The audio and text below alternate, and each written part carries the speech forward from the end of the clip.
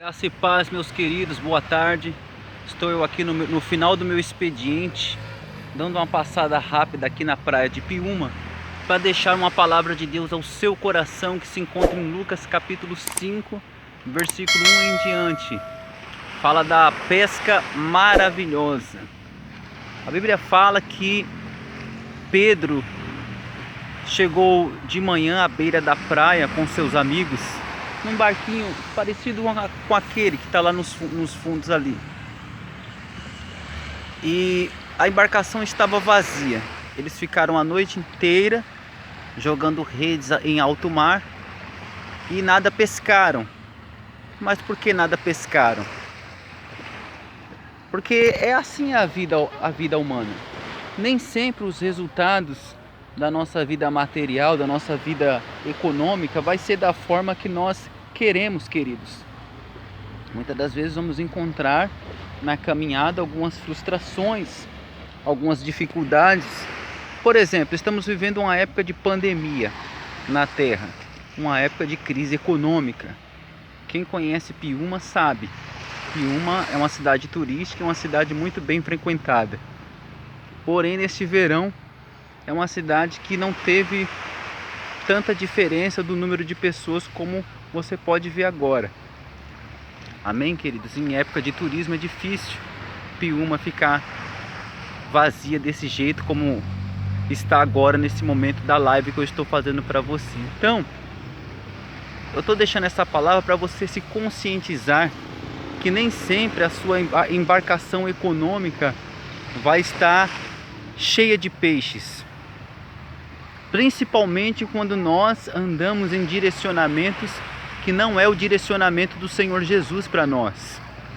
Você pode olhar que teve o antes e teve o depois. Antes, Pedro passou a noite toda em seu barco pescando, que era o seu ganha-pão. O lugar onde ele trabalhava, a profissão dele era pescador. Ele era pescador profissional. Ele atuava como pescador, ele tinha um negócio próprio de pesca. Tiago e João eram seus sócios. Aleluia, glória a Deus. Então eles passaram a noite inteira e não pescaram nada.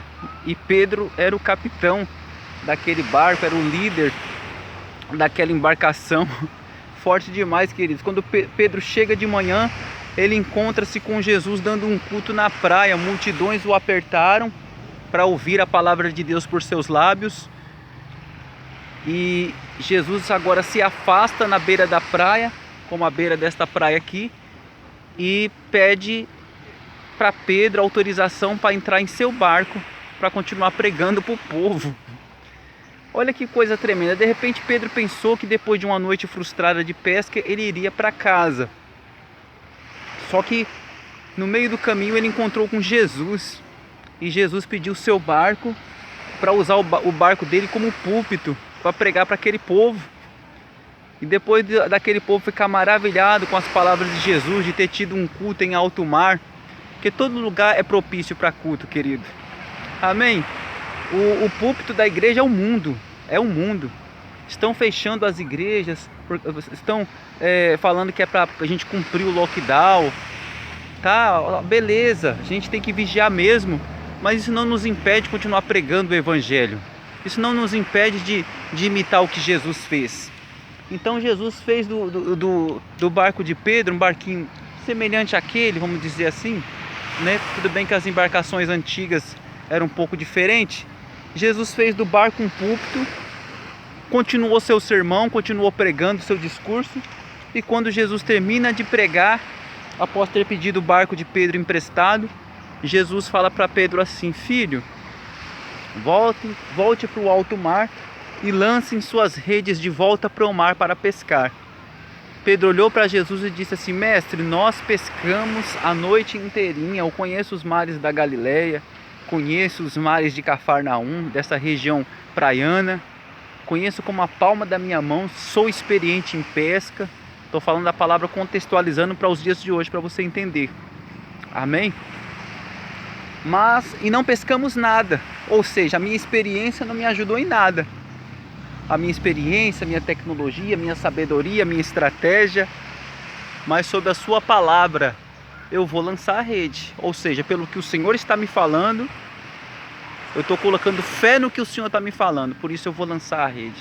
Em outras palavras, Pedro estava querendo dizer o seguinte para Jesus: Jesus, cedi a embarcação, minha embarcação para o Senhor entrar nela.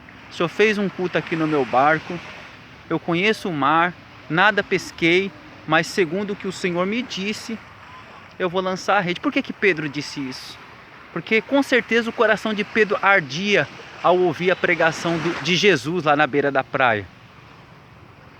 E ele com certeza pensou assim: puxa, não é qualquer um que está diante dos meus olhos, é um profeta, é o Messias. A palavra dele não é qualquer palavra, é uma palavra profética. Então debaixo dessa palavra eu lanço a rede novamente. A Bíblia diz assim que depois que eles obedeceram, foram lá no mar alto, lá no fundo, e lançaram as redes. Tá bom, queridos? Estou usando a praia de Piúma como exemplo para contextualizar a minha pregação.